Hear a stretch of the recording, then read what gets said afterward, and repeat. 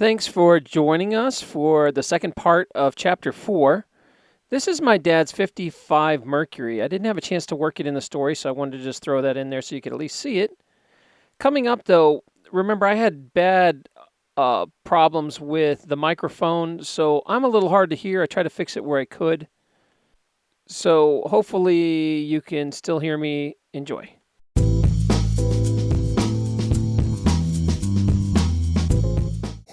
Let's go back to attending Dunn Loring Elementary School. He started Dunn Loring back in the fall of 1952, and the building's still there today in 2013. So tell me about this. Well, I think I touched on it a little bit earlier. It was just so different than going to the Arlington County School. The kids, in my perspective at the time, the kids seemed like they were from a different place and time, even though they weren't. It wasn't that different, but I guess any kid that shifts schools at a certain age feels like there's a difference. I hid in the back of the room the first day of class, and the teacher called on me for something, and I think it was how to say a certain word. It was garage, G-A-R-A-G-E, and she seemed really happy that I pronounced it garage with the ending on it, to announce to the rest of the class, maybe to make me comfortable there. See, he knows exactly how to pronounce this word. He doesn't say garage, he says garage. And that didn't make me feel any better because it got even more attention. You know, I was really, as I said, pretty shy. And this experience there was quick and over in 2 years, and, you know, on to a private school after that. Oh, I didn't know you went to a private school. Woodberry Prep was a private school. Oh, wait, yeah, I think that's in here. I forgot about that. Yeah. Okay, let's go to the Aldich Ames became a famous Russian spy. Aldich Ames, what? The most important part, I forgot. Who is he? In my class was Ricky Ames. Ricky was his nickname. His real name was Aldich Ames. Kind of shy kid with a little bit of, if I recall, maybe strawberry blonde hair. And he was like in the other side of the room, and he was pretty quiet too. You know, I think both of us were a little shell-shocked. There were others that were too, just by the whole elementary school experience. It was never, to me, a very pleasant experience to go to school. Years later, and of course, I lost all contact with him. I had no idea who he was. I never thought about him 1 second in the rest of my life until a certain event. Years later, I'm watching TV one night, and they announced the capture of a spy in the CIA named Aldich Ames. And I just looked at the TV real hard, you know, and I got in a little closer. I said, that's Ricky Ames. And sure enough, it was. So I went to school with somebody who was going to be famous later, Ricky Ames. Whatever happened to him? Did they? He's in jail. If he's still alive, he's in jail. He caused the death of a lot of people, CIA agents who were identified and that he had connections with. I mean, not CIA, excuse me. He did cause the death of CIA agents that he identified as being spying in Russia and other countries who didn't get out. And, you know, it was a terrible, terrible thing that he did, and he got punished for it. Good to know you know someone famous. All right, what about you were caught stealing?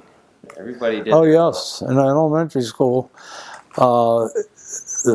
this kid that lived behind me, he and I hung out a bit together. His mother was a street patrol, and I was a patrol. You know, I had the little belt on, and I'd stand out with her in the morning and help the first and second and third graders cross the road. Anyway, I got to know him, and we'd ride our bikes down to Falls Church, and there was a 5 and dime store there, and we decided we were going to go in and steal something. And here again, that's your idea, or because you were hanging out with a bad kid? I have no idea. All I know is our intent I got to admit, our intent was to steal something. Each person was going to steal something. And he stole, I think, a mousetrap that looked like your teeth. Like the chattering teeth thing? Yeah, except it wasn't chattering. It closed on you. Okay. And I stole the book Kon Tiki. I have no idea why. Thor Heyerdahl's book, Kon Tiki. So the next day, my teacher, Mrs. Agnew, takes me to the principal's office to see the principal's, I forget her name. And she says, we learned from Mrs. Paige that you went with her son to Falls Church and stole something. You stole, what did you steal? I said, the book Kon Tiki. She says, why would you steal that book? And I said, I was interested in, the raft and how it went from here to there. And she said, well, your parents could have bought that book for you. Why'd you steal it? And, I don't know what answer I gave. Probably shaking all over. But so she said, I'll make you a deal. If you promise that you'll never steal again, I will not tell your parents. So, it's like, this is an offer you can't refuse. Back in the day, yeah. So I said, okay. I have no idea to this day if she told him and just said it. He doesn't think you know, but I don't think he's going to steal again. But scared the bejesus out of me. Shy I was, and a thief also. Yeah, all right. Square dancing with Dorcas. Dorcas Cozay. Is that her real name, Dorcas? Yeah, that's what I remember. Old Dorcas. And Dorcas and I were the tall kids in class. And for whatever reason, my mother bit on the bait that this third grade teacher had to get kids together to do square dancing. It was good for them, 6th and 7th graders. So unfortunately, I was dragged into this awful situation where everybody, do-si-doed with your Alaman left with your old left hand and all that stuff. And you had a little card that you had on your wrist as you came in that Mrs. Strife was her name, had prepared for everybody. And it told you who you were to go ask to dance with. Your dance card. Dance card, yeah. And you had to dance every dance. There were 5 or 6, I don't know. And all of mine, if not all, certainly all but 1 or 2, were Dorcas Cozay, because we were the tallest kids in the class. It was awful. I mean, awful for Dorcas, too, I'm sure. I mean, how do you like that? You're born with the name Dorcas, and then you get Raphael, and you're both weird, That's fantastic. And were your parents social dancers? Did you ever see them dance? I never did. I wonder if they... it's just... Like the Italian traditional dancing? Oh, yeah, I'm sure if they went to weddings, they did the tarantella. You got to do that. Even if you don't know how to do it, it's the... The tarantella? That's it. The tarantula go spinning in a circle, and you're one of the legs. But no. I don't think my parents, had the opportunities until my teens to have a social life in the world outside. It was all, recovering from depression. The depression. Not their depression. I mean, people dance in the depression, especially. Well, it could be their depression, living in the depression, yeah. But, they were great parents, and they spent their time and energy on their son. So the beginning of your baseball career and my home run that hit the carnival, man. Yeah, This is fabulous. Somebody rescued me from not having an ability to get to Falls Church to play Little League. I forget who it was. And convinced my parents that I should play in the Little League and that they'd give me car rides. Again, my parents had not enough cars or drive. So I joined the Little League in Falls Church, and that was fun. I had my own uniform. That was really cool. And did all right. In fact, the only time my dad ever saw me do anything in sports was when the coach asked him to go to the All-Star game, and he'd pick him up, because I guess they knew my dad didn't drive either. And it's a kind of a reflection on what his life was like as a kid, because he had no idea what baseball was about. He'd never played it. His time had been spent, either taking care of his brothers and sisters as the oldest brother, or going to school at night. So I got a hit. I got a good hit. I don't recall what it was. And afterward, he was saying, "Oh, it was really good. I hear all that cheering," and I had to kind of explain what happened. But in another game in the Little League, I hit a home run, and that's not that far. Maybe the fence is, I'm guessing, 200 feet for 10, 11, 12-year-olds. And right over the fence was a carnival that was being set up to make money for, I guess, the Little League. And there's the Ferris wheels being set up, so maybe that goes up another 30 feet. Somewhere about 15 feet up, a guy is up on the wheel, and he's tightening things for the seats. The carnival's opening that night. And I hit a home run, and people are yelling, and he turns around and bang, the ball hits him. Well, I mean, I don't think it did him any damage. I don't remember where it hit him. It wasn't his head.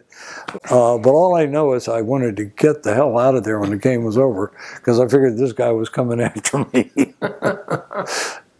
And did he come by? No. He wasn't like that. No, he probably had a laugh. What are you going to... Probably didn't believe it. I mean, this isn't like a pro baseball player hitting a ball at 100 miles an hour. This is a kid hitting a ball at 20 miles an hour, It hurt, but not bad. Do you remember this picture? This was your shot. This was your opportunity to look cool. You were trying to look cool for the camera. Yeah. I think I look a little like you in that picture at that age. A lot alike nowadays. That's crazy. You got the high water. You got that style where everybody wore their belt up to their belly button. Yeah. And then you got to watch. You got to watch. You were rolling high. Yeah, I was probably 13 then.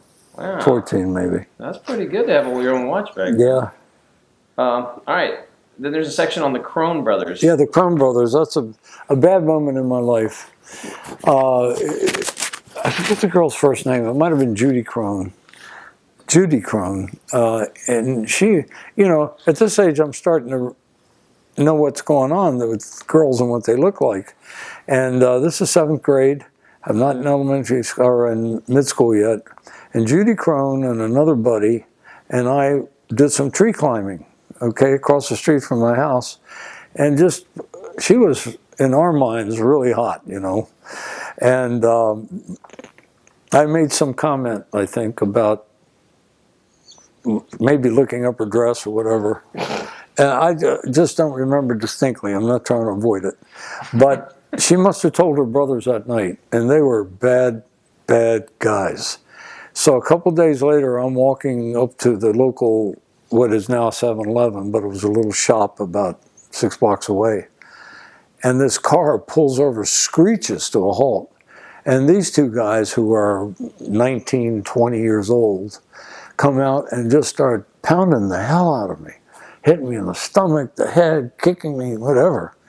Don't you ever say something like that to my sister again? So, like a little kid and they're being, Yeah. And so I go home and it's supposed to start. Loretta was her name, Loretta Crone. Loretta Crone, absolutely. There you go. So I go home and it's supposed to start as a new high school, McLean High School, just built. And it's 6 miles away, something.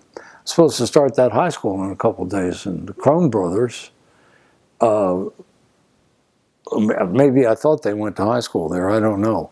But I spent the next couple of weeks afraid to walk up to the store that they'd pull over and beat me up again.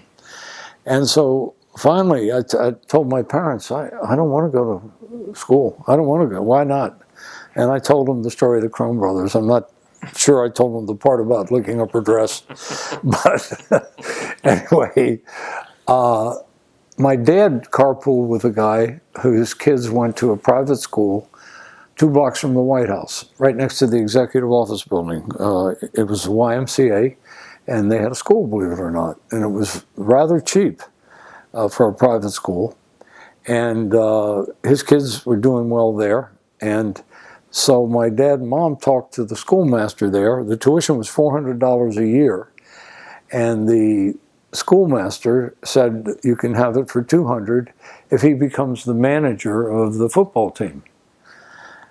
So I don't know what the hell that meant, but so I start carpooling with my dad and these other men and this kid to Woodward, and that was a totally different experience. Suddenly, from the suburb, I am now in a city on G Street in Washington, D.C., next to the White House. And wow, you know, it was just kind of amazing experience. The Crone brothers, I never saw the Crone brothers again. And Woodward was a boys' school, so I didn't have to worry about the danger of there being another girl there that I want to climb up a tree with, you know. But anyway, that's how I got there. So that completely changed the course of your life, because then you went to a private school because it was this absolutely set in motion by Loretta's skirt. Yeah, absolutely. Loretta's skirt changed everything. Yeah, you have these significant moments in your life. You don't even know it at the moment that they're significant. But that was. And so here I am at the school, and the school is a collection of very smart kids, not so smart, and then kids that were being kicked out of other schools. The bad kids. The bad kids that had to get it straight or they were in big trouble. And there was a very small school. When I graduated, there were only 32 kids in my class. But it was really an experience learning how to get along with people, and also not having a lot of the problems that you have when you go to a school of boys and girls, benefits and problems. So. Okay, let's talk about Woodward Prep. Yep. The fun you had over the next 4 years. So you go to this private school, you become a city boy, you get away from this redneck school you were in, and you just kind of talked about that. But what's interesting is you're talking about your dad smoking cigars on the way to school, car rides. And talk to us about, he wouldn't throw the butt out. Oh, he stank from these cigars. He did, when he finished, before he got in the car, he'd tap out the cigar, get the ashes out, and stick it in his pocket. And then... Was it a pipe or a cigar? You're talking about he smashed a cigar. Yeah. Well, you know, again, I'm guessing this is a Depression thing. They didn't have a lot of money. Right. And why throw away a good cigar? You're only halfway through it. So it would be nice if you just cut it off, you know. But maybe he did cut off some of them. But so we're all sitting in 90-degree weather driving down or home from Woodward. And I'm sitting next to him in the back seat. And it just was awful. So right away I didn't like cigars. I never have really liked cigars. But in college, you go on to smoke the pipe. The pipe, which is not a whole lot different than a cigar, is it? Oh, it's a huge difference. The pipe has an ethereal feel to it. You do look cool with a pipe. The pipe was such a cool thing in colleges, and I guess somewhere, I don't think I got into it in high school, might have, but I certainly got into colleges, and I had 26 pipes in my collection. Oh my God. I learned all about the grains of pipes, the long grain, the tall pipe, the Mershon pipe, which was like a foam that they cut the pipe out and put a wood around it. Did you have a corncob pipe? I did. I bought a corncob just to try it. I had a church warden. The church warden is when you see these old movies or Game of Thrones or some of these shows on TV, when you see the long white pipe that comes down here with a vertical handle, long white pipe. That's called a church warden. Like Gandalf smokes. Yeah. And so, you know, I had them all. I knew how to tap them. I knew how to make them. I experimented with different tobaccos, the Perugia, which was a long strain. I think that's how you pronounce it. And, you know, this is one of my buddies that you'll hear about later in college, Don Edmonds. He and I were really into pipes. And I used to go to Bertram Pipe Shop, which had made pipes for quite a few presidents. And it was cool in 1958 or 59 to be in college and smoke a pipe. So a lot of people were smoking pipes there. Like and, you know, and marijuana wasn't in, unfortunately. We hadn't heard about it. They probably would have been smoking marijuana. Really? You guys didn't have pot? Did not, never. So it was just beer and... My first... Like, what was the craziest thing going around your schools back then? Oh, alcohol, of course. You know, yeah, like it is today and will be 1,000 years from now. Everybody wants to show they're adult by getting shit-faced, you know. So, there we go. We got off on, from Woodward, we got to here. But let's go back to your Woodward and those years. You are also involved in a couple petty, you know, what should we say, rites of passage where there's a stolen turkey incident at the YMCA. Oh, yeah, that was wonderful. Why don't we start with that? Yeah, the YMCA had a first floor lobby. My school was on the third floor up some big steps. And the first floor lobby had a reception desk as you walked in over on the right side.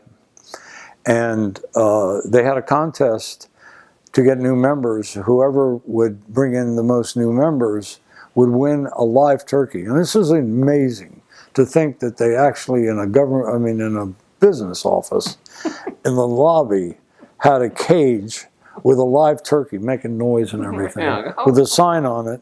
It's almost like it sounds made up, but it's so help me God, it's the truth.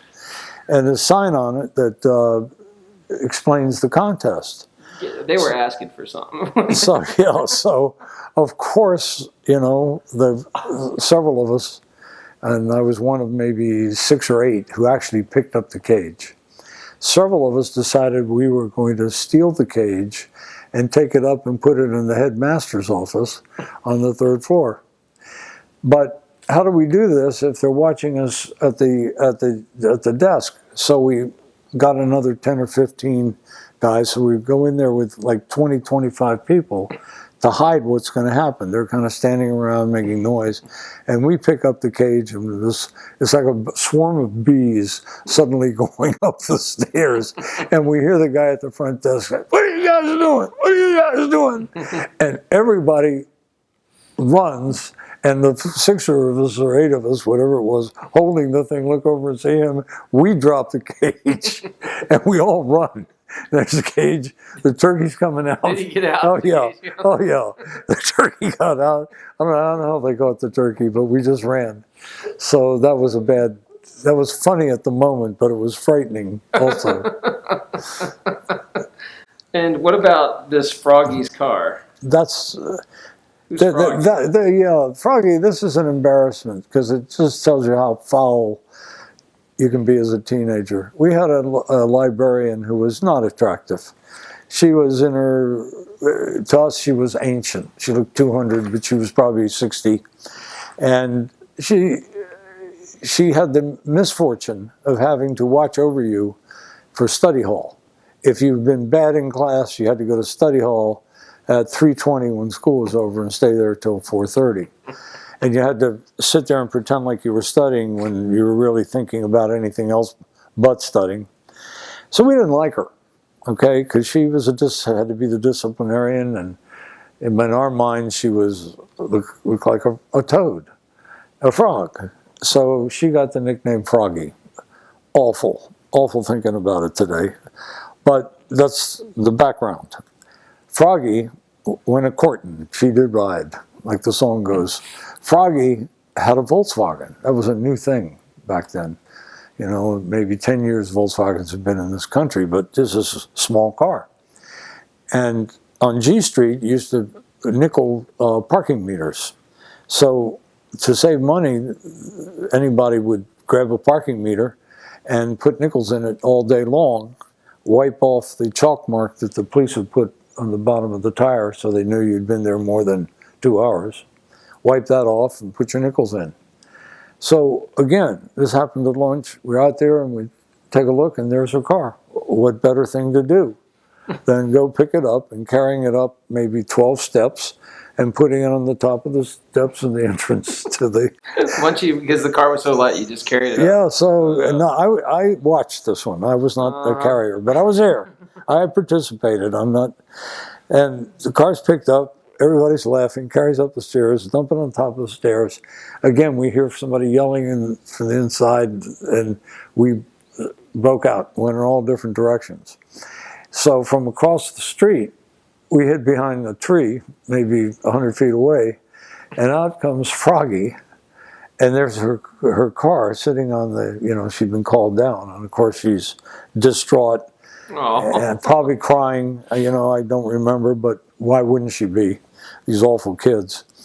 And we watched as they got a couple of the janitors in the YMCA to cart her car back down and put it back in the parking space. You can just pick up those cars and move them. Well, they were pretty light. We did that in rugby. Yeah, we moved someone's. The Beatles moved it around. Yeah, you look back at that and it seems like an innocent prank, but you don't realize just how awful that was. One called her Froggy. And do you think she knew people called her Froggy? Oh, yeah. Are you kidding? Well, that's terrible, yeah. Yeah. Oh, yeah. It'd be different if you didn't know. Yeah. Oh. All right. Your grandkids watching this don't do that. That's right. Exactly. Let's talk about when your love of movies started. Quarter movies on 9th Street. Well, I think I liked regular movies before quarter movies. But again, young male, teenager. Put this in perspective. Are quarters expensive then, or is it like a deal? Quarters was expensive then, to have what's a normal movie would have cost? A normal movie would have been a quarter. Okay. Yeah, well, when we see this quarter movie, it's only going to be 4 minutes long. And you need another quarter. And you need another quarter, right. Let's talk about that. Sorry, what are quarter movies? Yeah, so, it's important to understand at the time, you didn't have any connection to the sex that you see on TV every hour of the day. And the adult sex that you really see, if you scope it all on the internet or on TV. So, I don't even think Playboy may have existed at the time, maybe shortly thereafter. So there was great interest in young boys wondering what women look like without clothes or having sex, whatever. Well, on 9th Street, which was where the burlesque theater was in Washington, there were a couple of places that had little quarter machines. You could put your eyes up against it, and they showed a black and white movie, and it was always the same thing. You were going to end up seeing a nude woman, and the first quarter you'd see her smiling at you, and then off would come her shirt or something. Click, thing stops. Another quarter. And then another piece of clothes comes out. And by the time you get the fourth quarter in, there you see her nude for maybe 30 seconds. And by the way, not nude like Hustler or anything. Just like burlesque nude. Almost burlesque nude, yeah. I mean, it was nothing like what has happened in this country. Probably be very innocent now. Yeah, almost laughter when I think about it. But you supposedly had to be 18 to do it. So you had to know which one of these guys that was the guy who gave you the quarters for your dollar didn't give a damn, okay? So, you had your special quarter movie place. And class would be over at 3:20, my ride was 5:30. What better thing to do than go down and watch a couple quarter movies? It was a heavy investment back then for what did you say, probably 15 minutes of porn? At most, and it wouldn't even be called porn today, but it was... But are you talking about, this was like Nickelodeon style, where it was like a black and white, old 30s movie kind of? Yeah, exactly. Yeah, exactly. Wow. No sound, just the sound of the projectors. A girl dancing with a fan or something? Yeah. Wow. Well, some of it was like that, but most of it was just woman walks into a room and just smiles at the camera and just takes off a piece. That was your first experience with naked women? Yeah, pretty much. Except for art. Oh, okay. Yeah, because you guys had Italian statues. They're always naked. Well, not just statues, I was exposed. My parents exposed me to classical music and art and took me to museums and things like that. So, and how to take a quick look at a classic nude painting from 200 years ago. You're there with your parents, and you want to see this, but you don't want to be like you're too interested, so you just kind of take a look, and take another look, and wow, what is that? So. Oh, so innocent back then. Now, I don't know how parents do it now with a cell phone. Every 13-year-old kid in the world now has seen inundated with most porno everything. as soon as they get a phone. Yeah. I don't envy parents. Okay, let's talk about dressing cool and wearing flip snap bombers. You have to explain what these flip snap bomber was a great shoe. Flag Brothers made it was a shoe store that made really extreme shoes for the bebop culture. Guys wore bebop hats and long coats. Like jazz. Jazz, yeah. Okay. But they also appealed a lot to teenagers. And you could get shoes that had soles this thick, like an inch thick. And one of the things that got very popular for 2 or 3 year period was the flip top bomber. And the bomber was for the size of the shoe. The flip top, the tongue of the shoe had 2 wires that went down to the shoe up to the top of the tongue. And those wires were in a slider. And so you wanted to get in your shoe, you could just drop your foot in it, reach down and flip the tongue, and it would close and click, click, open it, click, close it, click. So what better to do than sit in a class when the teacher's up at the board with their back to you and can't see you, then guys to start clicking their flip-top bombers. So the teacher would turn around and say, cut that out, who's doing that? And everybody acts stupid, you know. They were a big hit. It lasted about a year or two, and that's... And you also wore cool jeans that were leg tight called Peg 14 and heavy binder on the backside. What does that mean? Called a Heine binder. Oh, Heine binder. Yeah, a little belt on the back of the jeans, and the Peg 14 was the tightness of the bottom of the shoe where you peg it. I mean, not shoe, the leg. So they used to sell jeans where you could buy the tightness level on the legs. Yeah, too. And in fact, there was a popular song. I never even heard that. There's a popular song called Black Slacks. Black Slacks, he wears a Peg 14, black slacks. Do you know what I mean, black slacks? When he puts them on, he's ready to go. Cool daddy-o, black slacks. Now, this was before like the greaser look, but you're still saying... I think it might have been... You said you would roll up cigarettes in your I think sleeves. You had to be James Dean. James Dean look. James Dean greased his hair back and duck thing. Of course, I had curly hair. That was difficult, but I did it. I thought a lot of people, like when you look back at a lot of the black artists in the doo-wop, all of them have straight greased hair. You know, how do they, the Dippy Dans or... Yeah, the blacks called it conking. And if you really had really tight hair, you were too kinked to conk. Okay. That's what that was. Yeah. So when I wanted my hair straightened, and that was later after I was married, in fact, working as a patent examiner, I used to go to a guy who did that routine on me, the same routine they did on blacks, where they put some stuff that just burns your scalp a bit, but straightens your hair. And, you know, you look beautiful for a couple of days. Beautiful means short, straight hair.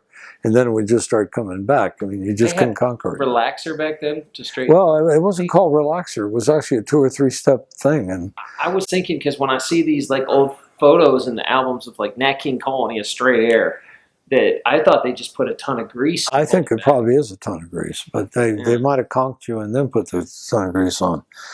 But anyway, so James Dean in Rebel Without a Cause was kind of like Brad Pitt 25 years ago when he was discovered. You know, James Dean was big, and Rebel Without a Cause was big. James Dean did everything he was supposed to do, including getting killed driving his Porsche 911 150 miles an hour in Los Angeles and hitting a tree or something. He was killed. So he's gone, and he's like, you know, there's rumors that he's still alive, like Elvis rumors. You know, he's showing up here, showing up there. Elvis is alive. Of course he is. And so know it. You had to have a white undershirt, T-shirt. You put your cigarette pack right here, and then you turn it up like this, and you carry your cigarette pack right there. And that's until you go home. And you go home, You're not supposed to be smoking. You throw out your cigarettes. Did you simply have, like, did a lot of people couldn't afford the cigarettes, they just put the box? Like, No, well, I don't remember that, but I do remember cigarettes were expensive, and again, we were out a lot of money. It just, I have my jobs that I've earned money for. They But didn't care about selling them to kids back then, right? Like, you could go out and buy them easy. Hell yeah. Or beer. Yeah, absolutely. Well, beer's another story. You had to know where you went to get your beer, but I would take my 50 cents at Woodward that I had for lunch with a couple of buddies. We go down to the Moonlight Grill, which was a block back, and get a schooner of beer. A schooner was this big for a quarter. So we'd have 2 schooners of beer in our 45-minute lunch and then go back to class. I'm telling all the secrets here. Wow. My grandkids cannot watch this. Yeah, that's right. Don't go drinking, high school kids. Because, back in the day, I think the people watching this have no concept that there were no rules like that. You could just leave school at lunchtime, go eat, walk home, go make a sandwich, come back. Yeah, I mean, Even in my generation, for the very beginning of my elementary school, you could go home. And then they stopped it. Yeah. And I think that's probably like foreign concept to kids these days. I can't, they're so like inventoried and you got to know where they are every minute. I can't imagine just being able to take a lunch while you're 15 and going to buy beers and come back. That's pretty great. I just thought of another story at Woodward. I got to tell this one because this is a moment of embarrassment. How are we doing on time? 10 minutes. Okay. So we got 2 minutes. Okay, well, this one is, I start Woodward in the 8th grade. I have a teacher named Zook. He's the coach of the team that I'm going to be the so-called manager of. I'll tell about that later. And I go into the office one day, and here he is, and 2 or 3 others are laughing, and I see my handwriting on a page. And so, what's going on, And he hands it to me, and look, he says, look what you wrote at the top. You're supposed to write worksheet, and I wrote work shit. Oh my God, I was incredibly embarrassed. Here I am in this new school, I'm scared to death. And they see the comedy in it. I didn't see any comedy in it. You're probably bright red, terrified. One of the more nefarious stories that I knew about you when you were a kid. This is making whiskey, shooting cement beer cans at the SS Mount Vernon with Kim Stevens. Yeah. So please tell us about your delinquent activity as a child. Kim Stevens became the valedictorian years later of the class. Absolutely brilliant. He had a stuttering problem, a severe stuttering problem. And as often the case when you have one problem, you're brilliant in other areas. And he was also, he would also become a CIA spy later in his life, which I wouldn't know until... What's up with you hanging out with all these CIA kids? Yeah, who knows? But he was always doing something a little strange. And we had a chemistry teacher. I think it was chemistry class. And we had to do, one of the projects of whatever you want to do. You had to have something. So we were going to make distilled alcohol. Believe me, I had no idea what this was, but this kid is so smart, he knew all about it. So we set up a little still and made distilled alcohol and sold it in little glasses that he got, a shot for a quarter, and sold it to the kids that were 8, 9, 10, 11 down the hall. You're laughing. I can only tell the story. You made it in class. Oh yeah, yeah. Used it to make a profit on 9 and 10-year-olds selling whiskey, which was probably terribly distilled. And probably was never even drank. Probably giving them all collegers or it's a one sip and they probably spit it out. Ethanol. Yeah. So the teacher Phillips kept asking us, "How come you guys need more time with this? Looks like you've got it." No, we're still working on it. So we got an extra week or 2 of sales out of it. You stalled by acting like you couldn't get your still running right. So one of the other things I did with Kim is he was always the leader. I blame him, but obviously I was having fun. But this time I was driving because we were 15, 16. To 15 when I graduated, so it must have been that last year. We went out one night out here by Mount Vernon, and he took an old pipe and loaded cement at the bottom of it, at the back of it, and then he had beer cans that he put cement in and had his fuse and everything, and we fired cannons at the ship. You know, the SS Mount Vernon was a ship that went from Washington, D.C. to Mount Vernon, across the river to Maryland, to an amusement park that existed then called Marshall Hall, and then back. So we fired beer cans at it. Of course, never hit it, thank God. But that was another one of our activities. Beer cans full of cement? Beer cans full of cement. And was too stupid to understand that that thing could have blown us up, you know. So you made your own mortar launcher, basically. Yeah, he made it. A cannon. Yeah. And didn't you say that you guys got close enough at one time that someone had mentioned that the ship was attacked? Yeah, I forget if it was a newspaper or the radio or something. You got into the newspaper because you almost hit the ship. Yeah. I wonder what they said. Did they no, they just said something about that something was fired. They heard fired, would look like fired mortars.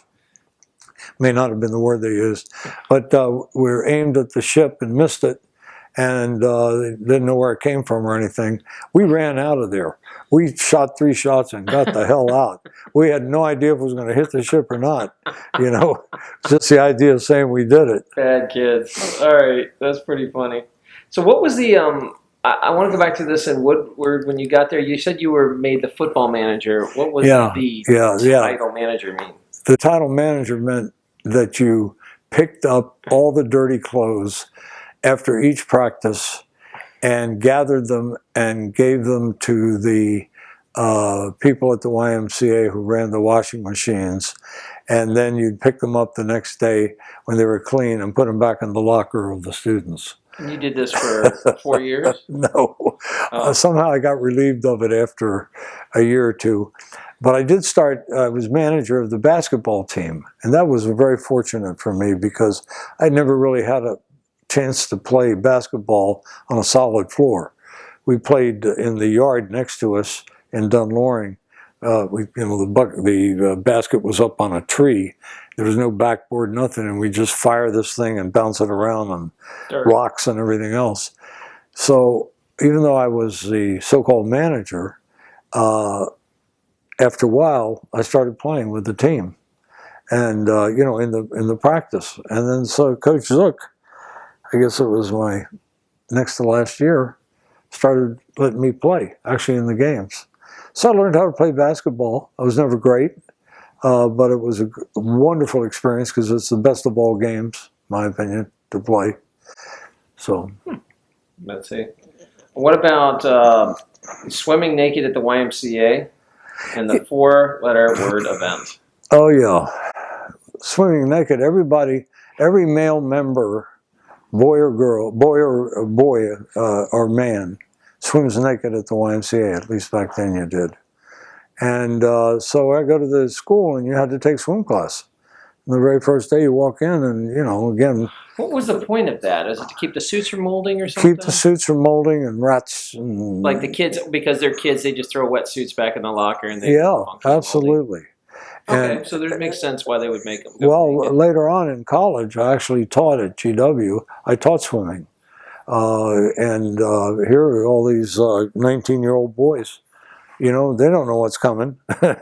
And they go to their first night and they're told, no, you don't wear bathing suits in the pool. And this was the old Y. New YMCA now, men and women join it and everybody has suits. But so I was the only one that had the suit. I was a teacher because I'd run a bunch of swimming pools and taught kids. The guy who was supposed to be the teacher saw me and recognized me in the first class and called me over, said, hey, listen, I'll make a deal with you. You teach these classes and I'll give you an A+. And you know, I'm going to just sit here and read. So he sat there, Wally Hagerhorse. He sat there the whole semester reading while I'm teaching. You taught his class. Yeah. That was pretty shady right there. Yeah. I got my A+. And then you had some Czechoslovakian immigrant instructor, Vladimir. Vladimir Budway. What's it? Budway. Vladimir Budway, yeah. And he was also a swim teacher. He was a gymnast. And something happened in one of the classes, the swim classes, and he talked me out. And I didn't like it. And when he turned away, I said, fuck you. And that was it. The only time you ever use the mother of all jokes. he grabbed my ear and, dragged me out to get some clothes on and took me up to the class, to the headmaster. And of course I lied and said I wasn't talking to him, I was talking to that other kid. Which by the way, I said lie, might have been true, I don't know. Okay, but anyway, I was in big trouble. And so after that, again, typically of me, I was scared. And I didn't want to be a bad boy, and I was very, very nice to him. And he got to like me. And he went to Czechoslovakia in the summers, was still under Russian control. And actually, in my senior year, invited me to go with him. And I talked to my parents. He'd been a guest at my house for dinner several times, my parents' house.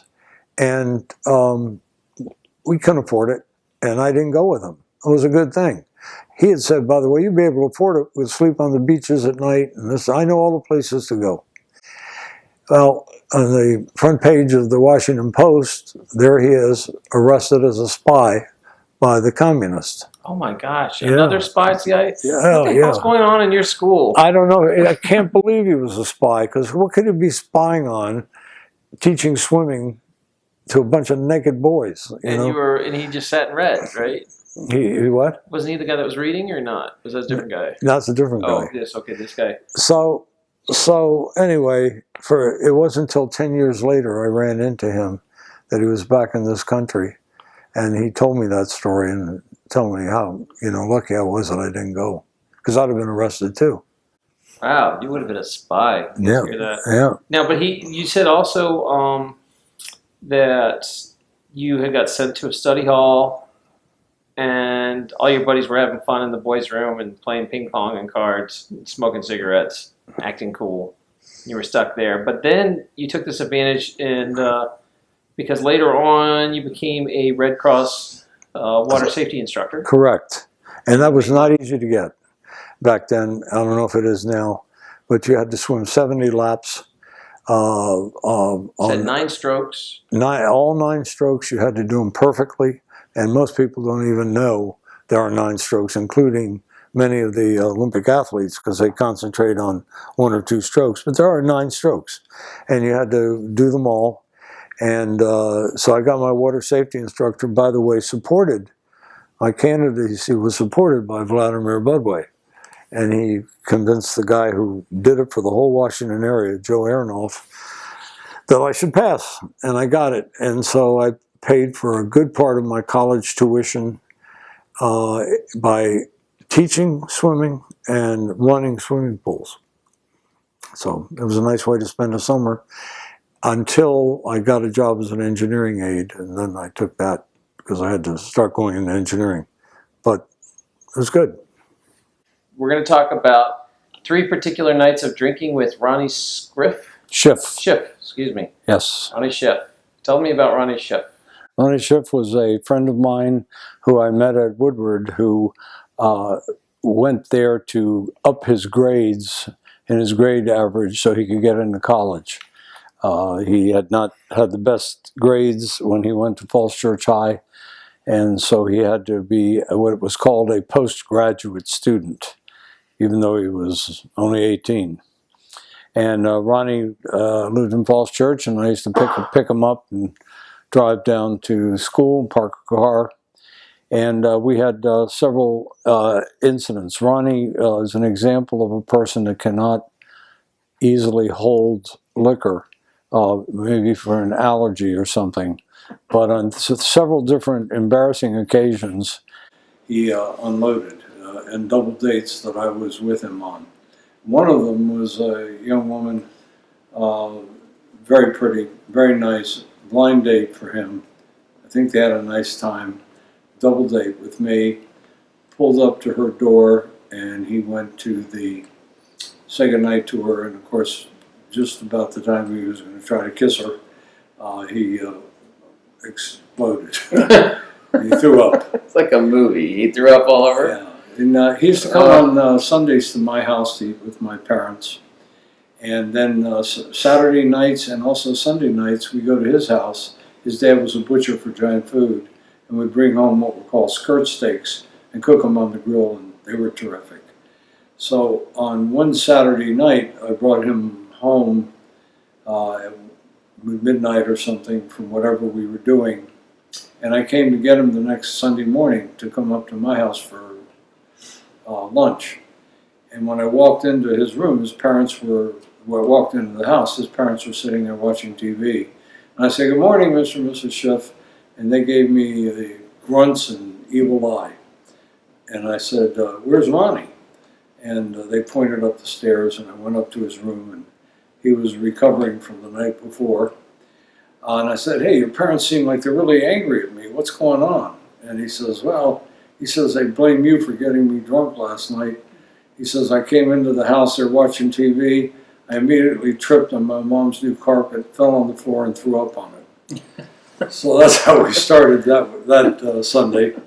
By the time we came back in the evening to have dinner with them, they were cordial again and friendly. But you got the blame for that, of course, right? yeah, well, I don't know about the blame, but I certainly was a contributor. I love how parents always blame it on a friend, like they magically... Yeah, they got to assume their kid is perfect, Yep. and it's got to be his friend that's the goof off. The years at Woodward went too fast. I skipped to 11th grade, graduated at 16. Tell me all about that. Yeah, I think you pretty much said it. I don't know why I skipped 11th.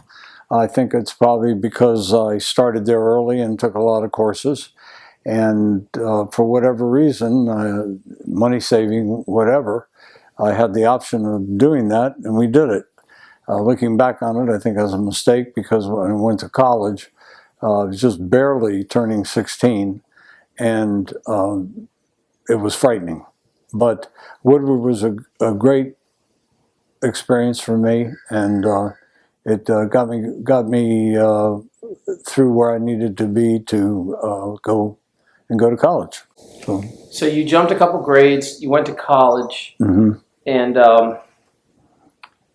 I guess it was, like you said, it was, you didn't even know why. Or what subjects were you particularly good at? Are you good at math or English or creative writing, music? Well, let's talk about how I got to college first. Yeah, you know, I had this appointment to Annapolis that failed because my ears failed the hearing test. And so here it was March, and very different than today. You didn't have application forms to fill out and things like that. My dad asked me, "What are you going to do this coming year?" And I said, "I don't know." And he said, "Well, you're going to go to school, of course, aren't you?" With a question, you know, interesting. And I said, "Yeah, if you think I should." And he said, "Of course, I think you should." And I said, "What would I take?" And he said, "What do you like?" And I said, "Well, I took a Cooter preference test, and right across the board, I had the same like for everything, whether it was biology or literature or this or that." And I said, "What do you think I should take?" And he said, "Well, why don't you take engineering? I'll tell you why. The Russians just shot up Sputnik, and there's going to be a big air contest for an engineering contest for outer space for years to come. You'll always have a job." So I said, "Okay," just like that. And which school should I go to? And he said, "Well, I went to GW. It's cheap. We might be able to afford some of that. So you can live at home, and it won't cost you any extra money." And so at his suggestion, I wrote a letter to the dean of the university. They wrote me back and said, "Send your grades from high school," and I was accepted to engineering school there. So I went there, and I really didn't know whether I'd like engineering or not. That was pretty frightening because it was supposed to be so hard. But then again, in my English classes that I took, I was frightened there too. I never had to study in high school to get very good grades, and so I didn't study in college, just figuring it would work out that way. In fact, I'm not even certain that I bought all the books for classes I had.